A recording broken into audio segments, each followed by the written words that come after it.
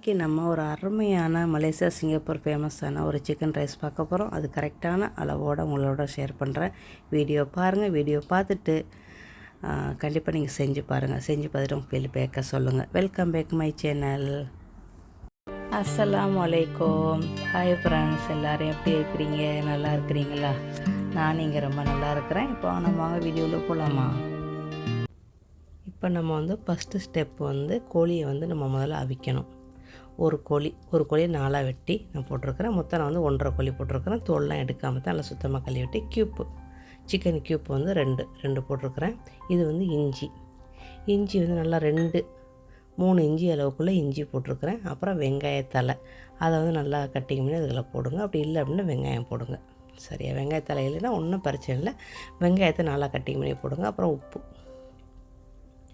உப்பு போட்டு இதில் எள்ளு எண்ணெய், நல்லெண்ணெய்ன்னு சொல்லுவோம்ல, அந்த எண்ணெயை ஊற்றி வேக விடுங்க. சிறு அடுப்புலேயே வச்சு ஒரு 30 நிமிஷத்துலேருந்து 40 நிமிஷம் வரைக்கும் இது வேகணும். ஓகே, இப்போ 12:55. அதுக்கப்புறம் இதுக்கு நம்ம சவுஸ்கள்லாம் எல்லாமே பண்ணணும். இது முதல்ல ஃபஸ்ட்டு ஸ்டெப் நம்ம செய்கிறது இஞ்சியுடைய துவையல் செய்ய போகிறோம். துவையல்னு வச்சுக்கிறோம். சரியா? இஞ்சி இந்த அளவுக்கு வேண்டாம் எடுத்துக்கிறோங்க. நான் எப்போவுமே சிக்கன் ரைஸ் செஞ்சேன்னா இந்த அளவுக்கு பூண்டு எடுத்துகிட்டு கொஞ்சோண்டு இஞ்சி போடுவேன். இன்றைக்கி நான் கொஞ்சம் வித்தியாசமாக நான் ஒருத்தவங்களோட மலாய் ரெசிப்பியில் பார்த்தேன். அவங்க இந்த மாதிரி செஞ்சாங்க. அதை தான் உங்களோட ஷேர் பண்ணுறேன்.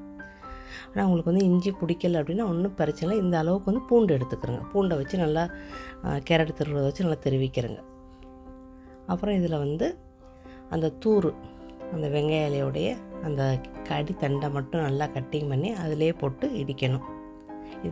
இந்த இதெல்லாம் எல்லாமே நான் இன்னொருத்தவங்க சேனலில் பார்த்தேன், மலாய் சேனலில். ஓகேயா? நம்ம கொஞ்சம் வேறு மாதிரி செய்வோம். நம்ம எப்படி செய்வோங்கிறது ஒரு 2-3 வீடியோவில் நான் போட்டிருக்கிறேன். அதை நீங்கள் பாருங்கள். இது வெறும் இஞ்சி, பூண்டு இல்லை. இஞ்சி, வெங்காய இலை, அவ்வளோதான். இப்போ நம்ம வெங்காய இலையை மட்டும் இடித்து கூட நீங்கள் இந்த இஞ்சியில் மிக்ஸ் பண்ணலாம். ஏன்னா இஞ்சியை நம்ம திருவித்தானே வச்சுருக்கோம். இது கொஞ்சமாக உப்பு போடுங்க. அதை நல்லா சூடு பண்ணி அதில் ஊற்றி மிக்ஸ் பண்ணணும். அவ்வளோதான். சீனி, உப்பு, நல்லெண்ணெய். இது நல்லெண்ணெய். இங்கே உள்ள சைனீஸ் ஆயில். இது நல்லெண்ணெய் கருப்பாக இருக்கும். அதை நல்லா மிக்ஸ் பண்ணி இது நல்லா வாசமாக இருக்கும். ஸோ சமையலுக்கு யூஸ் பண்ணிங்கன்னா நம்ம இந்த நல்லெண்ணெய் யூஸ் பண்ணும்போது நம்மளுக்கு நல்லா சூப்பரான ஒரு வாசம் கிடைக்கும். அவ்வளோதான். நம்மளுடைய பூண்டு இஞ்சி துவையல் ரெடி ஆயிடுச்சு.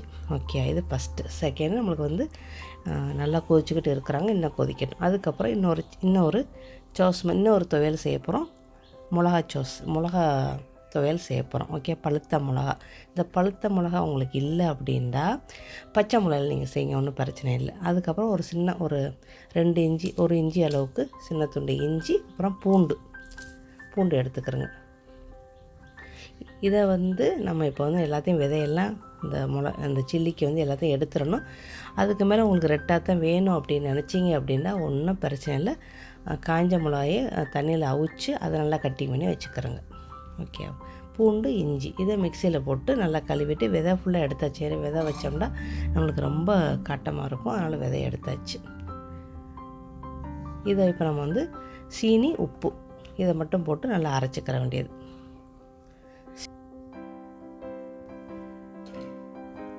இஞ்சி, பூண்டு, பழுத்த மிளகா, சீனி, உப்பு எல்லாத்தையும் போட்டு நல்லா மிக்சியில் சட்னி பக்குவத்துக்கு அரைச்சிக்கிற வேண்டியது. Chilli chutney ready.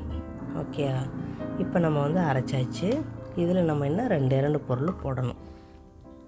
சீனி கொஞ்சம் பத்தலை அப்படின்னா சீனி போடுக்கணும். கொஞ்சம் அந்த உரப்பை கொஞ்சம் தூக்கி கொடுக்க தான் நம்ம சீனி ஒரு கோப்பையில் மாற்றிக்கிறேங்க. இது கிட்டத்தட்ட ஒரு 8 பேருக்கு இந்த சில்லி சட்னி போதும். அப்புறம் 1 ஸ்பூன் அளவுக்கு எலுமிச்சம் சாறு புழிஞ்சு ஊற்றி அதை அப்படியே ஒதுக்கி வச்சுருங்க. நம்மளுக்கு இப்போ கரெக்டாக 32 நிமிஷம் 40 நிமிஷம் ஆயிடுச்சு. இப்போ அடுப்பை அடைச்சிருங்க. கோழி வெந்துருச்சு போதும். அதுவே ஒரு கோழியாக நீங்கள் போட்டிங்க, கட்டிங் பண்ணாமல் போட்டிங்கன்னா 50 நிமிஷம் உங்களுக்கு வேகணும். அவ்வளோதான். நல்லா திக்னஸ் ஆயிடுச்சு பாருங்கள். இன்னும் கொஞ்சம் வேக வச்சிங்கன்னா இந்த சூப் கொஞ்சம் கருப்பு கலரில் போகும். அப்புறம் முக்கியமானது ஜில் வாட்டர், ஐஸ் வாட்டர் போடணும். ஐஸ் கட்டியும் போடலாம். ஓகே, ஜில் வாட்டரில் நான் ஐஸ் கட்டியை போட்டு நம்ம அவிச்ச கோழியை அந்த தண்ணிக்குள்ளே போட்டுறணும். இதுதான் அந்த தோல் அந்த கோழியை நல்லா இதாக்கும். இந்த சிக்கன் ரெசிபிக்கு கண்டிப்பாக நீங்கள் இதை ஃபாலோ பண்ணணும்.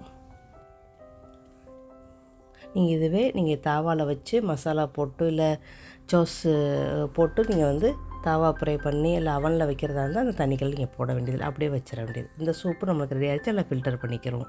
இப்போ இதில் நம்ம வந்து எலுமிச்சம் ஜூஸை நல்லா புழிஞ்சு விட்டு வச்சுட்டோம். இதுக்கப்புறம் சூப்பு, அந்த கோழி வெந்த தண்ணி அதைத்தான் நம்ம எல்லாத்துக்கும் நீ ஊற்றணும். சரியா? சரி, முடிஞ்சிருச்சு. இவ்வளோ தான் நம்மளுக்கு சில்லி சட்னி ரெடி. இதுக்கப்புறம் நம்ம தண்ணியெல்லாம் எடுத்து 2 பிரிவினையாக வச்சுருக்குறோம். இது வந்து இந்த பெரிய கோழியில் இருக்கிறது வந்து சோறு நம்ம இந்த தண்ணியில் தான் ஆக்க போகிறோம். இந்த கப்பில் நான் 2 கப்பு போட்டிருக்கேன். இது கரெக்டாக 8 பேருக்கு தாராளமாக போதும். சரியா? இதுக்கு 2 கப்பு அரிசி நான் போட்டிருக்கிறேன். இந்த கப்பில் சாதாரண அரிசி தான். இதுக்கு வந்து நம்ம வந்து 3 கப்பு தண்ணி போட போகிறோம். இந்த சோறுக்கு வந்து நீங்கள் இந்த கொழுப்பு இருந்துச்சு விரும்புனீங்க அப்படின்னா இந்த கொழுப்பை லேசாக ஒரு சின்ன குவாலியில் வச்சு நல்லா வாட்டினீங்கன்னா அந்த எண்ணெய் வரும், அதை எடுத்து வச்சுக்கணும். அது வைக்கலை. ஓகே, நான் வந்து வச்சுருக்கிறது பட்ரு எண்ணெய், குக்கிங் ஆயிலும் பட்ரு மட்டும் நான் போட்டு தாளிக்க போகிறேன். நான் அதை செய்யலை, நீங்கள் வேணால் செஞ்சுக்கிறேங்க. அதே மாதிரி நான் இன்றைக்கி வந்து வெங்காய எண்ணெயை நான் செய்யலை. அதோட இஞ்சி, கொஞ்சோண்டு வெங்காயம், பூண்டு, கொஞ்சோண்டு கொத்தமல்லி இலை, இல்லைன்னா டவுன் சூப்பு, இங்கே ஒரு சூப்பு இலைன்னு இருக்கும், அந்த சூப்பு தலை போடுறேன். பண்டான இலை வேணுண்டா போடுங்க, இல்லைன்னா எடுத்துருங்க, இல்லைன்னா வேணாம் ஸ்கிப் பண்ணிடுங்க.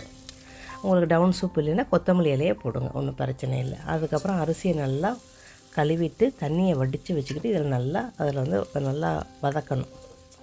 கொஞ்சம் நேரம் வதக்கிட்டு அதுக்கப்புறம் நம்ம வந்து சிக்கன் வேக வச்ச தண்ணி இதில் ஊற்றி வேக வைக்கிறோம். உப்பு பத்தலைன்னா உப்பு போட்டுக்கணும். ஏற்கனவே நம்ம சூப்பில் உப்பு போட்டிருக்கிறோம். 1 கப்பு ரைஸ்க்கு வந்து நம்ம வந்து இந்த அரிசிக்கு வந்து 1.5 கப்பு தண்ணி ஊற்றுறோம். அதே மாதிரி 2 கப்பு அரிசி நான் போட்டிருக்கிறேன், 3 கப்பு தண்ணி நான் ஊற்றுறேன். இது நம்ம சாதாரண சாப்பாட்டு அரிசி தான், இங்கே உள்ள சாப்பாட்டு அரிசி. அவ்வளோதாப்பா. இப்போ நல்லா எல்லாத்தையும் நல்லா மிக்ஸ் பண்ணிவிட்டு குக்கரில் தூக்கி வச்சுட்டீங்கன்னா உங்களுக்கு சிக்கன் ரைஸுடைய சோறு ரெடி. ஓகே, இந்த சோறே ரொம்ப நல்லாயிருக்கும் சாப்பிட்றதுக்கு. சும்மா அந்த வெறும் சோறு தள்ளி சாப்பிட்டாலே அவ்வளோ டேஸ்ட்டாக இருக்கும்ப்பா. சின்ன பிள்ளைகளுக்கும் ரொம்ப ரொம்ப பிடிக்கும். உப்பு லைட்டாக பத்தலை, கொஞ்சமாக நான் போட்டிருக்கிறேன். அவ்வளோதான், முடிஞ்சிருச்சு. இப்போ குக்கரில் தூக்கி வச்சிடலாம். அடுத்து நம்ம சாஸ் செய்ய போகிறோம். இதுக்கு தேவை வந்து நல்லெண்ணெய், oyster sauce, soya sauce, sweet soya sauce, அப்புறம் வந்து சிக்கன் ஸ்டாக் இருந்தால் போடுங்க, இல்லைன்னா மானா. 2 ஸ்பூன் அளவுக்கு திக்கு soya sauce, sweet soya sauce நான் போடுறேன். அப்புறம் 1 ஸ்பூன் அளவுக்கு ஒயிட்டர் சாஸ் போடுறேன். அப்புறம் நல்லெண்ணெய் 1 ஸ்பூன் போடுறேன். எல்லாத்தையும் மிக்ஸ் பண்ணிக்கிறேங்க. மிக்ஸ் பண்ணிவிட்டு இதுக்கு தண்ணிக்கு பதிலாக நீங்கள் கோழி வேக வச்ச தண்ணி ஊற்றணும். ஓகேனா கொஞ்சமாக ஒரு 1/4 ஸ்பூன் அளவுக்கு இந்த சிக்கன் ஸ்டாக்குடைய சாஸ் போடுறேன். அது இன்னும் டேஸ்ட்டாக இருக்கும். அப்புறம் மிளகுத்தூள் சின்ன ஸ்பூனில் 1 ஸ்பூன் போடுங்க. இந்த சாஸ் வந்து இந்த கோழிக்கு கொஞ்சம் தண்ணியாக தான் இருக்கணும், ரொம்ப திக்காக வேண்டாம். அதுக்கப்புறம் நல்லா தண்ணி ஊற்றிக்கிறேங்க, நல்லா கலந்து பார்த்துக்கிறேங்க. இந்த சாஸை வந்து நீங்கள் கூடவும் செய்யலாம், குறைச்சும் செய்யலாம். 2 ஸ்பூன் சோயா சாஸு, அதாவது திக்கு சோயா சாஸ், ஸ்வீட் சோயா சாஸாக இருந்துச்சு அப்படின்னா 1 ஸ்பூன் அளவுக்கு ஒயிட்டர் சாஸ் போடணும். அப்புறம் அந்த கோழியை ஐஸில் வந்து எடுத்து தண்ணியை நல்லா வடிச்சிட்டு இதில் வந்து நல்லெண்ணெயை நல்லா தடவணும். தடவி கத்தியை வச்சு ஒரு அடிச்சுட்டு அதை அப்படியே கட்டிங் பண்ணலாம். நீங்கள் எலும்பு இல்லாமல் கூட இதை வந்து எடுக்கலாம். நான் எப்போவுமே இப்படி கட்டிங் பண்ணிடுவேன்ப்பா. இந்த சிக்கன் ரைஸ் வந்து சைனீஸ்காரவங்களுக்கு ரொம்ப ரொம்ப பிடிக்கும். நம்மளுக்கு எப்படி பிரியாணியோ, அரபுக்காரவங்களுக்கு எப்படி வந்து ரைஸ் கப்ஸாவோ, அதே மாதிரி இது சைனீஸ்காரவங்களுக்கு ரொம்ப ரொம்ப பிடிக்கும். சிங்கப்பூர்லாம் அதிகமாக சேல்ஸ் ஆகும் இது. இப்போ நம்மளுடைய வெங்காயம் எல்லாம் ரெடியாக இருக்குது.